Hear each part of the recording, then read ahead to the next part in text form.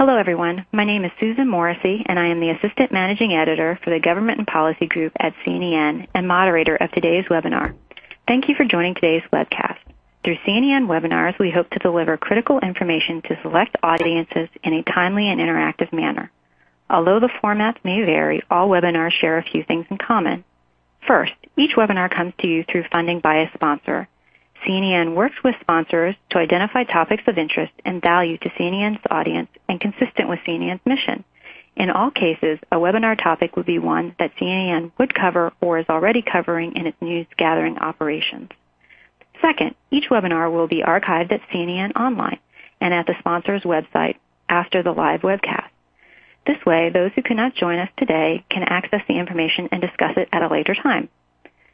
During the webinar, you can adjust the size of the slides on your screen by grabbing the lower right corner with your mouse. If you need technical assistance, please look at the Help widget at the bottom of the screen or type your query into the Q&A box. If you are disconnected during the webcast, please log in again according to the instructions you received earlier. Each webinar success depends upon participation. Please feel free to ask questions at any time during the presentation through the Q&A box on your screen.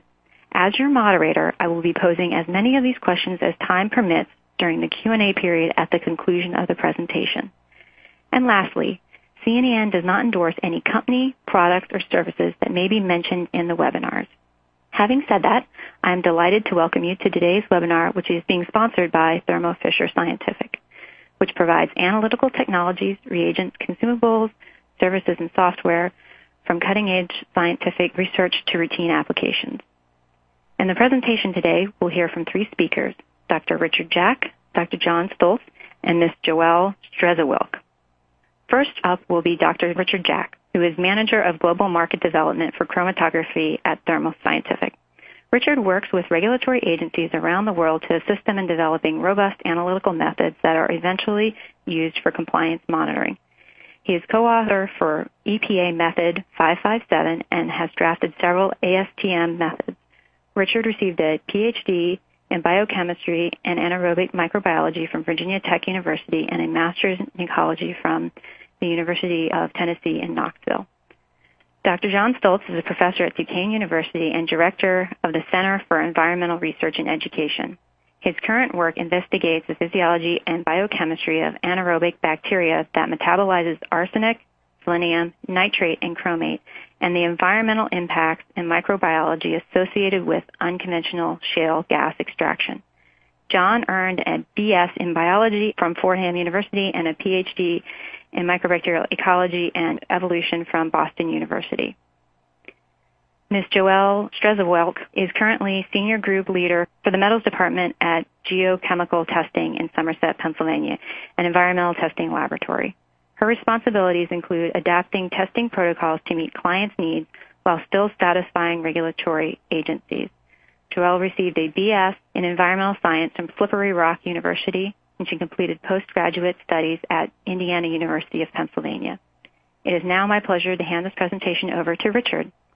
Hello, everyone, and thank you for attending today's webinar. We have some excellent speakers today who are very familiar with analysis of water affected by hydraulic fracturing. Let's get started. Not only in the U.S., but hydraulic fracturing is a controversial issue around the world. Currently, in the United States, there are several states that have banned fracking, and there are still many concerns about the overall environmental impact. Our purpose is to provide tools for accurate analysis so that people can make more informed decisions based on their environmental concerns. The EPA has established a task force to investigate the chemicals used in hydraulic fracturing. The fracturing solutions vary by manufacturer, and the EPA estimates that hundreds of different chemicals can be found in the fracking solution. We also know that fracking solutions are changed during the process, resulting in flowback waters that are hypersaline, up to 10 to 20 times the concentration of seawater. This hypersaline matrix may affect the analysis of many of these analytes. The EPA has reduced the list to a few target compounds and is currently in the process of developing analytical methods for these target compounds. For more information, please visit the EPA website. In Pennsylvania, where much of the Marcellus Shale is located, the state has created a list of analysis required for wastewater produced from drilling in the Marcellus Shale. As we can see, many of these compounds are anions and metals, which we will focus on in today's webinar. To summarize the current situation, public concern poses a challenge to environmental laboratories. Some contaminants do not have approved EPA analytical methods. There's a matrix issue. Hypersaline fracking waters can affect analysis of certain compounds, and we need robust analytical methods to assess environmental impact from fracking. The following speakers will discuss organic analysis methods for the anions and metals. Thermo Scientific has a full range of systems for anion and cation analysis, including our reagent-free and capillary ion chromatography systems. And we also have a full range of high-capacity columns ideal for brine-rich samples using both hydroxide and carbonate-based diluents. The AS18 and AS19 are hydroxide-based, high-capacity columns, and the AS22 and 23 are high-capacity carbonate-based columns. Here's a comparison of an anion separation for both the AS19 and AS23 columns. Note both have the capacity as well as the selectivity for disparate anion concentrations, and both are well suited for routine anion analysis. For the metals analysis, we have a full range of AA, ICP, and ICP-MS systems, which vary in detection limit and speed based on your needs. ICP-OES for fracking will be covered by Joel. This slide of the periodic table shows the relevant elemental analysis by technique for IC, AA, and ICP, and will cover a wide majority of the requirements for anions, cations, and metals. And today, we will hear how these are used for waters impacted by hydraulic fracturing. And with that, I'd like to introduce our next speaker, Professor John Stolz. Today, I'd like to tell you a little bit about what we're doing in my lab at Duquesne University for analyzing anions in water associated with unconventional natural gas extraction. First off, I'd like to say, explain what is Marcellus. And Marcellus Shale is a type of what they call unconventional gas play. And why they call it unconventional is because the gas itself and the other organics are trapped in the rock and have to be released. And the way that they do that is through this process known as hydraulic fracturing. But part of this also is the fact that Marcellus is one of only a number of shale gas deposits in the United States and elsewhere. So you can see from this map that there are shale gas deposits in Texas, in Colorado, in New Mexico, in Wyoming, et cetera. So the kind of things that we're developing here have a broader application. The other thing is that Marcellus play looks huge, but that actually is a combination of a couple of other plays that includes the Utica. So again, why this gas hasn't been explored before was because, number one, a lot of times these deposits are very thin, and so another aspect to this was the advent of a process called horizontal drilling, in which they're actually able to drill down and then sideways. And combined with that, the hydraulic fracturing, which allows them to actually break open the rock that the gas is trapped in, releasing the gas. And that's shown in this slide. So there's a lot of water that's involved in this, and depending on the formation, it may be anywhere from 1 million to 5 million gallons of water that are needed for the fracking process. And so in this particular slide here, and this is from Western Pennsylvania, it's showing an impoundment for, in this case, fresh water. And you can see that in the forefront there is the pond, but in the back, if you notice closely, there's actually the pipes are going to an active well site. So that's one of the things that we're interested in is the water quality of the water going in and the water quality coming out. So there's a certain amount of water that once it goes down the hole, it comes back up rather quickly, and that's known as flowback, and that has certain characteristics to it, and then there's what they call produced water, which is water that remains down in the formation for prolonged periods of time, dissolving more of the constituents of the rock and picking up more of the organics. And those waters, the produced waters, are typically stored in what's shown in this figure, which is the condensate tanks.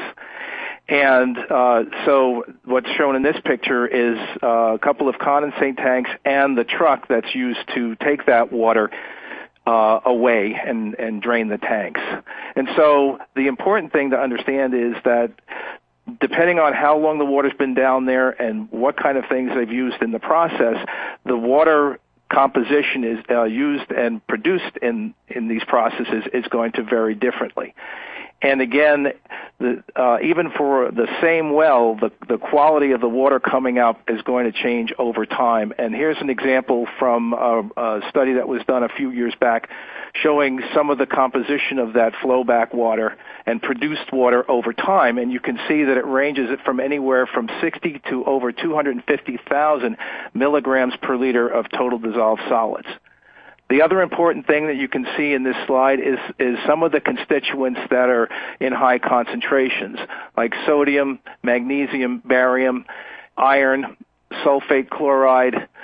And so some of these, we have a limited set of elements that we actually analyze for in our lab, and that's where we use this particular ion chromatography system.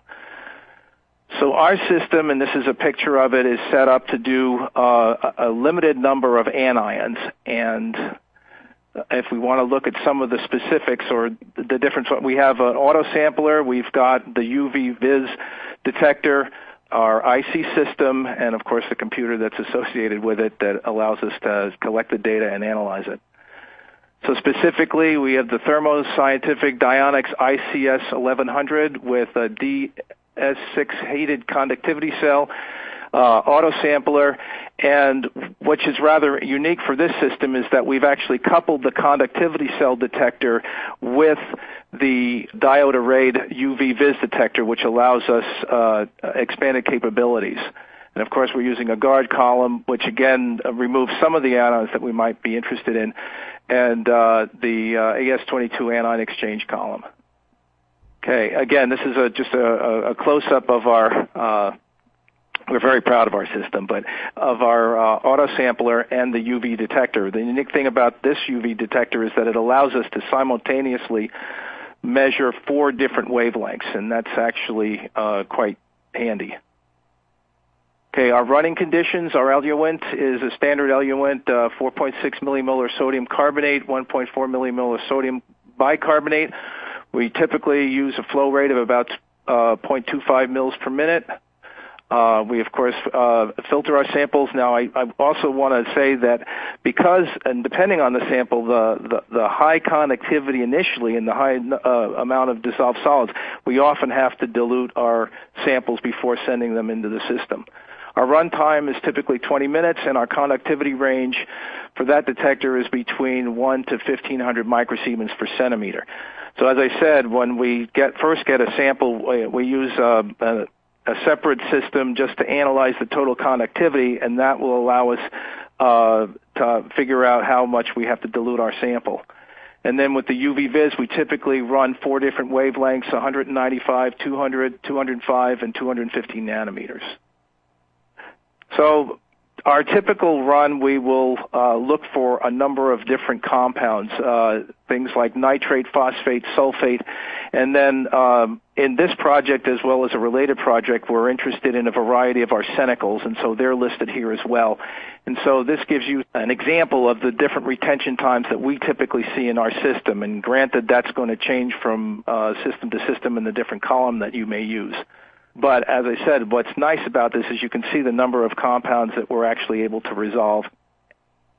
And this slide now shows you a typical readout. This is just a screen capture off our actual unit showing our typical standard run. We run a series of standards, both singly and different concentrations to get our standard curves, as well as a suite run together so we know that we're getting proper separation and our system is in good shape.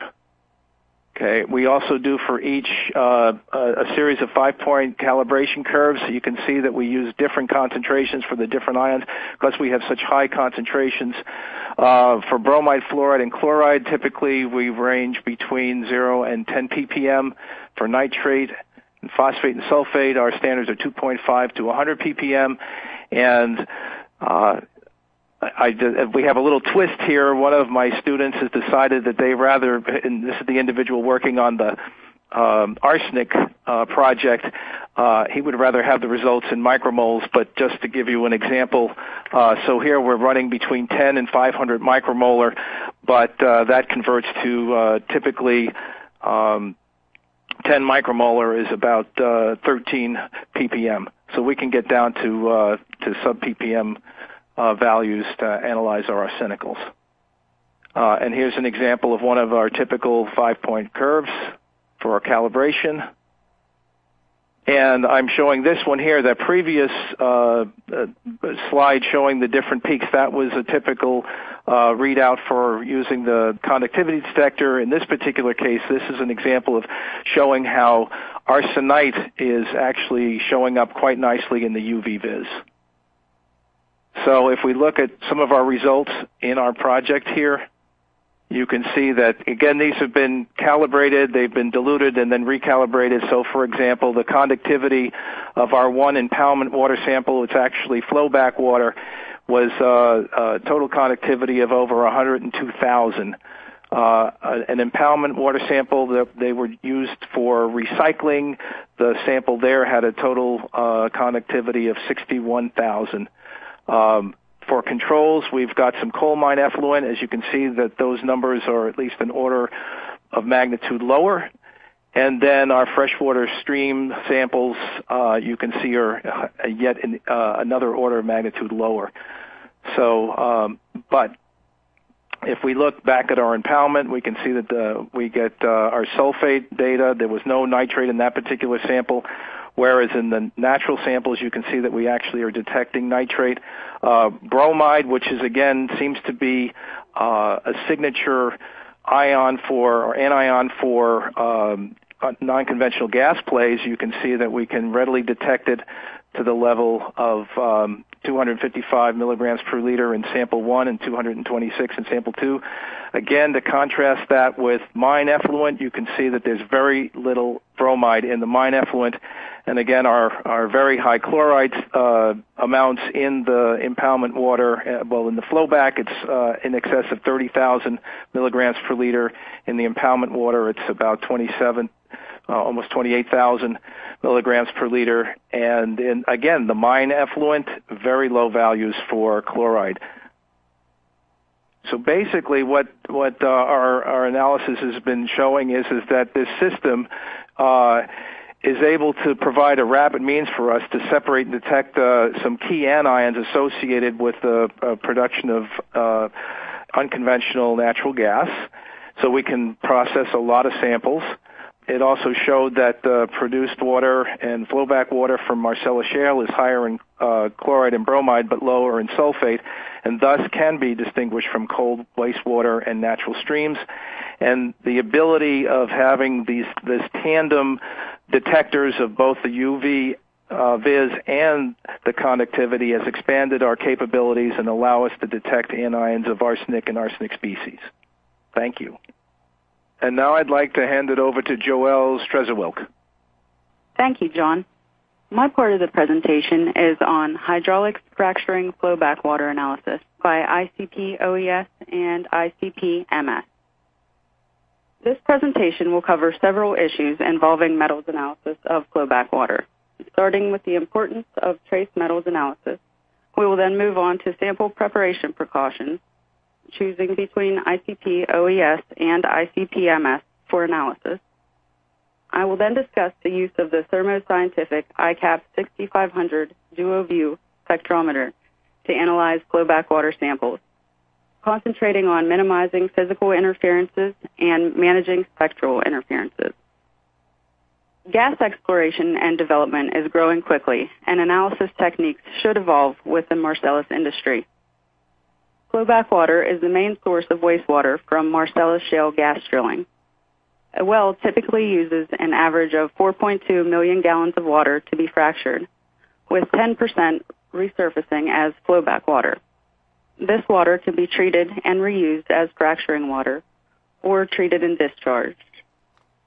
Metals analysis is essential for many reasons. The analysis can help to ensure that treatment processes are functioning properly. Metals determinations are often needed to meet certain discharge or storage requirements, which vary based on specific facilities and states. Knowledge of flowback water data is also important for risk analysis when assessing the hazards that could be associated with spills and leaks. Sample preparation by EPA Method 200.2 is adequate for most flowback water samples and can be used for both ICP-OES and ICP-MS analysis. A known volume or weight of sample is measured and digested with 1% nitric acid and 0.5% hydrochloric acid. If analysis is to be carried out on a mass spec that is not equipped with a reaction or collision cell, a nitric acid-only digestion may be preferred to avoid interferences that can be exacerbated by hydrochloric acid. After acid is added, the sample is digested on a hot block or hot plate at 85 degrees Celsius until the sample reaches 20% of the original volume. Then cover the sample with a watch glass and reflux for 30 minutes.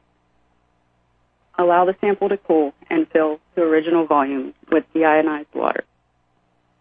One major concern with the digestion of flowback water is precipitation. These samples can be saturated with salts and result in precipitation, which can lead to inaccurate results for major and trace metals. In this picture, the digestion tube on the right is an example of an average flowback water sample after digestion. Notice the precipitate at the bottom of the digestion tube. To avoid crystallization, dilute the sample prior to digestion. The digestion tube on the left is the same sample, but at a 5x dilution. This brings us to choosing the appropriate analysis technique. Is ICP-OES or ICP-MS spec the right analytical technique for flowback water analysis? There are many advantages and drawbacks to both techniques. While determining the analytical technique, several considerations must be taken into account, such as the analytes of interest, detection limits required, and the makeup of the sample. The specific constituents and permitting needs of flowback waters vary greatly, as John pointed out previously. So analysis methods and techniques should be sample specific. First, we will discuss flowback water analysis by ICP-MS. Uranium is often an analyte of interest in flowback waters and is the only one I would prefer to run on the ICP-MS over the ICP-OES. Uranium is an excellent example of the type of analyte best analyzed by the mass spec. It is a heavy isotope with a simple spectrum. Uranium has a slight interference from lead dioxide. However, this is not likely to be an issue with flowback water analysis. The ICP-OES is not conducive to uranium analysis due to weak signals and severe interferences. Most other analytes of interest can be analyzed by the ICP-MS. However, caution should be used with this type of analysis on flowback waters due to the likelihood of interferences and high levels of total dissolved solids. The use of mass spectrometers equipped with a reaction or collision cell can minimize or resolve many interference-related issues. When analyzing flowback water using the ICP-MS, you should be aware of spectral interferences, both isobaric and polyatomic overlap. An isobaric overlap occurs when equal mass isotopes of different elements are present in solution. Most ICP mass spectrometers with a quadrupole mass filter do not have a high enough resolution to distinguish between the isotopes. The best method of dealing with this type of interference is to choose or monitor other isotopes if they are available. Correction equations can also be relatively reliable with isobaric overlap. Polyatomic overlaps, however, which include dimers, oxides, hydroxides, etc., are particularly troublesome when using a mass spec without a reaction or collision cell. Again, avoidance is the best approach when dealing with this kind of interference. dynamic or empirical correction equations can be used if avoidance is not possible. However, these equations may not be accurate depending on the intensity of the interference. ICP mass spec flowback water analysis can suffer from physical and matrix interferences. These waters are very high in total dissolved solids, some with TDS over 10%. A viscous sample will cause an inconsistent aerosol formation and will decrease measurement precision. Plasma loading occurs when the plasma is overloaded by the concentrated matrix of a sample, and the plasma has inadequate residual energy to completely ionize analytes. The signal loss is greatest for elements that are not easily ionized. Samples high in TDS will also cause salt buildup on the cones, which will cause instrument drift. These problems can be minimized by the use of internal standards, robust plasma conditions, and keeping dissolved solids below 0.5%. While many of these problems are also encountered by analysis on the ICP-OES, they are often more pronounced on the mass spec. Samples usually require a higher dilution for analysis on the mass spec, introducing more error and contamination. Often the low detection limit afforded by the mass spec is raised by the large dilutions that must be made. Also, the detectors are easily destroyed by counting samples that can be read more than 1,000 milligrams per liter for many elements of interest. Let's move on to flowback water analysis by ICP-OES. I will talk specifically about the use of the Thermo Scientific iCAP 6500 Duo View spectrometer. The Duo View has the advantage of viewing the plasma both axially and radially, which allows the analysis of trace metals at low concentrations and high concentrations simultaneously. Line selection is an important part of method development when analyzing complex samples like flowback waters. The detection limit required for your analysis should always be considered when choosing a line. The line must be sensitive enough to pass method detection limit studies. Care should be taken to avoid lines that require complex spectral correction algorithms, which result in poor precision. Each line can be analyzed radially or axially. The radial view, which views the sample across the plasma, is typically chosen to give the highest linear dynamic range. The axial view reads the light emitted from the sample down the center of the torch, which reduces the background and maximizes the sample path, resulting in better detection limits. These options make the iCAP 6500 capable of maximizing the advantages related to line switching.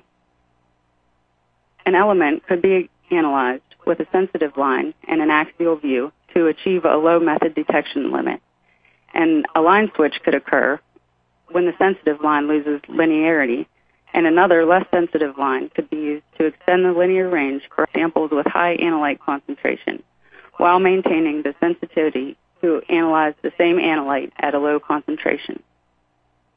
This shows the typical results for a flowback water sample on the iCAP 6500. This sample was diluted prior to digestion because of the crystallization, and still has peak saturation for barium and strontium.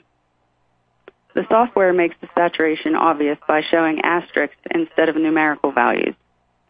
A larger dilution is needed to achieve accurate results for barium and strontium. Also notice the check fail notation on calcium, magnesium, lithium, and sodium. The check fail is a check table that I had set showing that these analytes are also outside their linear dynamic range and need diluted to obtain accurate results. For example, sodium is so high that the software defaulted to the low line, which reads between 0.2 and 50 ppm. The value this line reads on this slide is 4,606 parts per million sodium. After the appropriate dilution, the actual sodium value is 59,600 ppm. This line is too sensitive for such a large amount of sodium. Linearity is also important when applying interfering element corrections, which will be discussed later. Another important aspect of this result is that the RSDs for all analytes above our method detection limit are less than 3%, which means that physical interferences were effectively managed. Physical interferences can be managed by avoidance through sample dilution. A high solids nebulizer, such as the Nortimer V-groove, should be used to minimize salting out effects and to maintain a consistent aerosol. The iCAP 6500 can also be equipped with an argon humidifier. The software has intelligent rinse capabilities, which minimizes carryover between samples. The use of an internal standard is also important.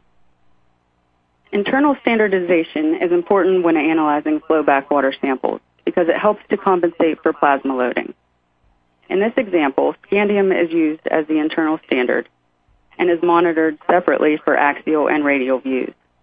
The first column of values are the counts per second of internal standard in the calibration blank, and the second set is the counts per second of internal standard in a flowback water sample.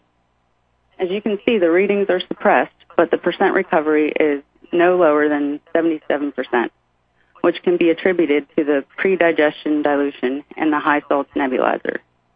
The remaining matrix effects are resolved by internal standard compensation. The screen capture on the left depicts the reading for the low axial scandium line used as the internal standard. The red peak indicates the calibration blank, and the blue shows the same scandium reading on a flowback water sample. As you can see, the flowback water suppresses the scandium reading. The picture on the right demonstrates the internal standard compensation on the selenium 196 line. The red indicates the calibration blank, and the blue again shows the flowback water results for selenium, which is being compensated for by the internal standard.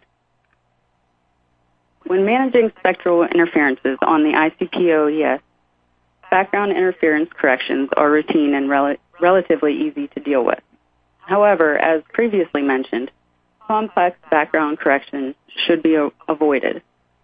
Direct spectral overlap is a major concern, especially when analyzing flowback water samples. Avoidance is the best way to deal with this interference. If possible, use another line or use more than one line to monitor possible interferences. A complete spectral analysis study should be completed. Flowback waters are often high in barium, calcium, lithium, sodium, and strontium. Many of these elements are found with concentrations over 1,000 ppm. Interfering element corrections may be calculated, but should be checked after every calibration. The use of multiple check solutions is suggested.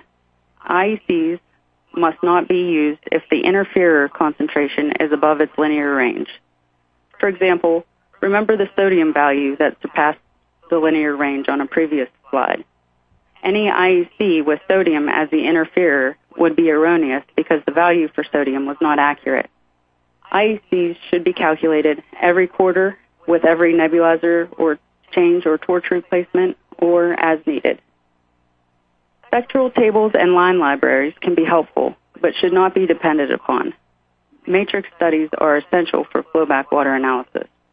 The iCAP 6500 allows the users to conduct a full frame analysis for each plasma view. The full frame gives the complete spectral snapshot of an analysis view. This is an example of a low axial view of the same flowback water sample that we saw in a previous slide. The full frame has been blank subtracted to eliminate stray light from internal standard, the rinse, and the argon. The multicolored boxes represent elements that are analyzed on this sample in this view. Notice that the yellow arrow on the right side of the image is pointing at a box where zinc 213 is analyzed. The black bar located above the box indicates the saturated strontium peak. As you can see, light can be seen inside the box that determines the zinc concentration. Strontium is not typically considered an interferer on zinc. To determine if there was actually zinc in this sample or if it was strontium interfering, I did a full frame of the same view, and it depicts the blank subtracted full frame of a 1,000 ppm strontium-only analysis. The yellow arrow points to the box where the zinc 213 concentration is determined. As you can see, the light from the saturated strontium illuminates the area for zinc analysis, which will give a false positive. This kind of interference should be avoided by the use of a zinc line that is not affected by strontium. In this situation, an IUC for strontium on zinc would only be reliable if it was calculated at a concentration that strontium was linear. However, a strontium concentration that is low enough to be linear may not interfere with zinc. So a full frame matrix study was needed to determine that this sort of interference was present in flowback water analysis. In summary, the complex matrix of flowback waters makes metals analysis difficult compared with other aqueous samples. The ICP-OES is more conducive to multi-element determinations for both high and low element concentrations. The ICP-MS is needed for uranium analysis and can be used for most other analytes of interest. Both techniques require the consideration and study of many sources of error, and avoidance is the key. If avoidance is impossible, caution must be used in every determination. Thank you for your interest.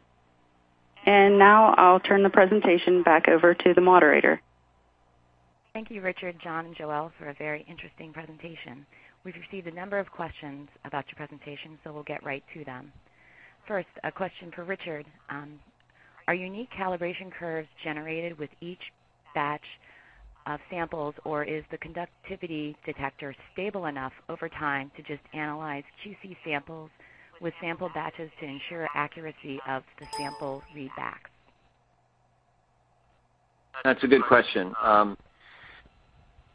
Usually the detector is stable enough, but you know it's always a good idea to check. It depends on more than just a detector. Let me back off that way. It could be, you could have temperature fluctuations in your laboratory, and also depends on the accuracy you need for your analysis. The detector is stable, but the temperature changes. Maybe you make a new batch of eluent, something like that.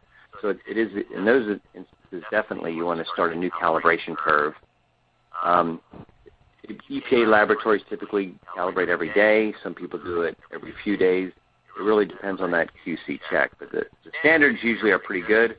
But if there's, again, temperature changes, you make a new batch of eluent, you put on a new column, things like that, you want to start doing more calibration curves. It really depends on what your SOP and what your statistical requirements are as well, looking at any sort of drift. So if you have a stable column temperature, fresh batch of eluent, or an eluent that's been pretty stable for a while, you should be okay just doing the QC check standards every now and again without the calibration curve. All right, thank you. The next question is for Joelle. The analytical methods are impressive, but unless the samples are preserved properly, the analytical results are misleading. What are your comments on preserving water samples?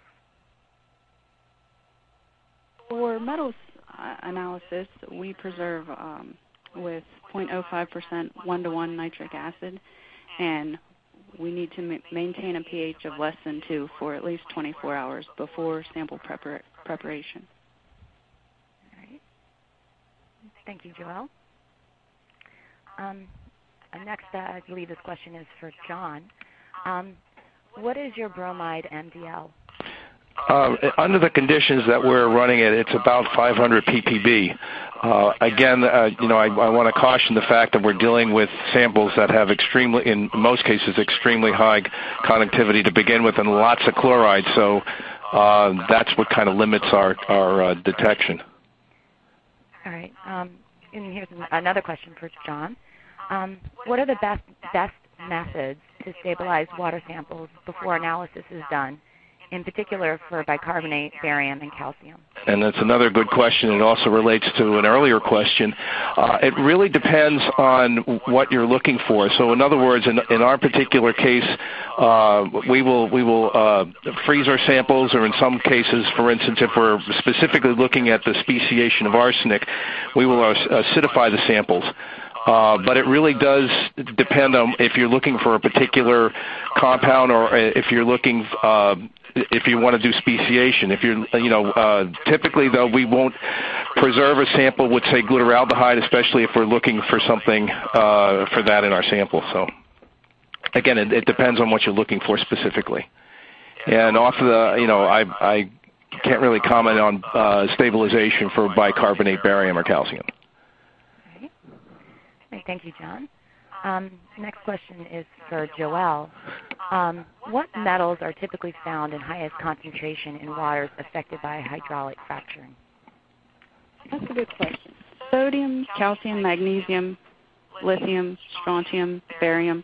These are all found, can be found in flowback water over 1,000 milligrams per liter. So if water is affected by this flowback water, I would assume that these elements would be over the baseline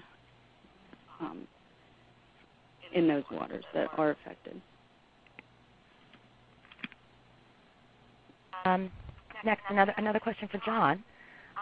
Typical concentrations of chloride in flowback waters are very high, but sulfate concentrations are typically relatively low. Given this, have you experienced any challenges in obtaining accurate IC results for sulfate? That's a good question. And again, I would say we haven't had any difficulties. Again, because it's flip-flopped. In other words, when we see high sulfate, we have low chloride, and vice versa. All right. Another question for John about running columns. The question is, they want to know what temperature you're running the columns at. Hold on. What temperature is one of the columns at? I guess it's 30. 33. Okay. That's great. And then, again, this is for John. Is sample digestion done to degrade any organics or for other purposes? And what is the consequence of not digesting? Again, we don't, well, we haven't pre-digested the samples, but as I mentioned, we do filter. All right. Joelle, this is a question for you. Does ICP-OES give a sufficient DL for arsenic in flowback using axial view versus ICP-MS? This is a great question. It depends on the detection limit needed by the customer. Often, although the mass spec is a more sensitive instrument, the large dilution that is often needed for the mass spec makes the axial view ICP-OES comparable when it comes to detection limits. Joelle, another question for you. What is the purpose of reducing the sample volumes, then diluting back up for the ICP analysis? That is to ensure proper digestion so that there's no crystallization or precipitate that will give inaccurate results. All right. And we'll continue on with Joelle here. Another question. What is the internal standard recovery limits for your axial and radial elements on ICP, and what are they for ICP-MS? Typically would go 75 to 125% in both methods.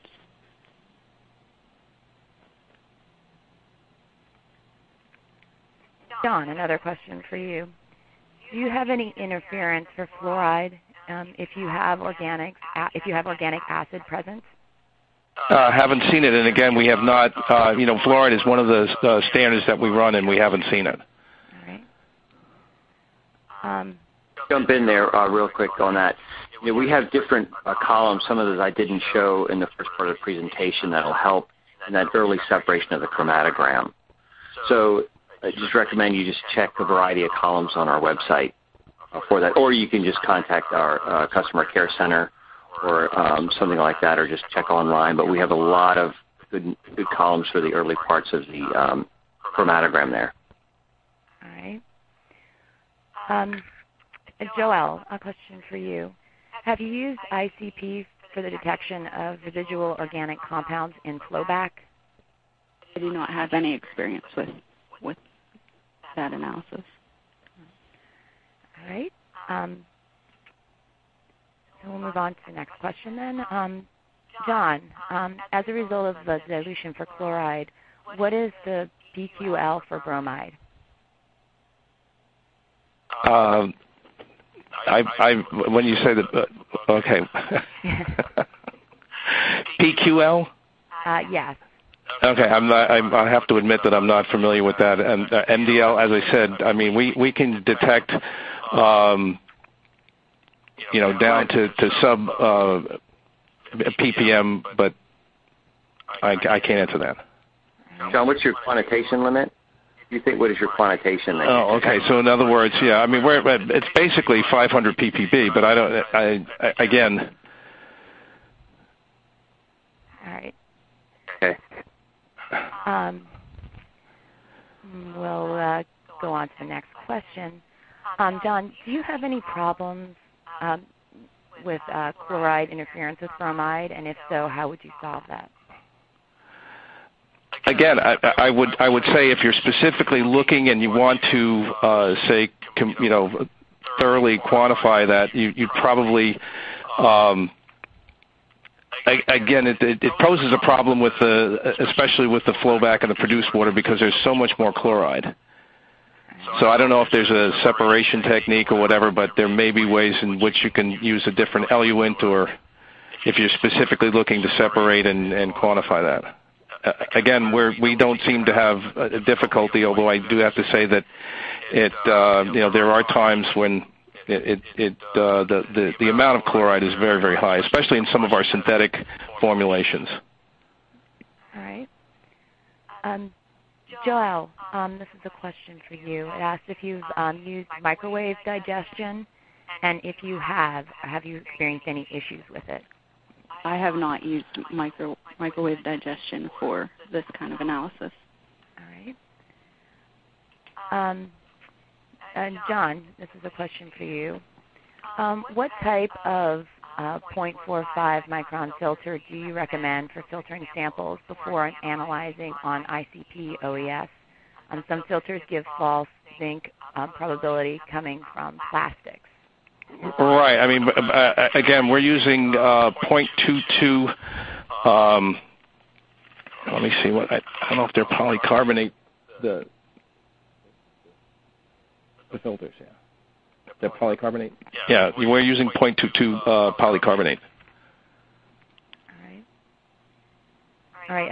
Another question about your sample for John. What is the loop volume? 15 microliters.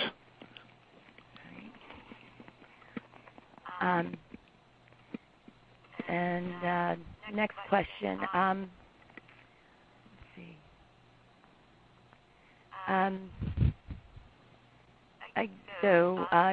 This is for Joel. Given the massive dilution needed for TDS on the ICP-MS, don't you dilute out any signal for uranium? That is a definite concern. In our lab, we can calibrate down to 1 ppb for uranium, and the dilutions needed that would depend on client requests and what the client needs for permitting. Right now, there's no clear concentration, but that is something to be watchful of. And Joel, a question for you. Does yttrium used as an internal standard for ICP-OES have the same suppression as SC with flowback water? Yttrium is another popular internal standard for ICP-OES.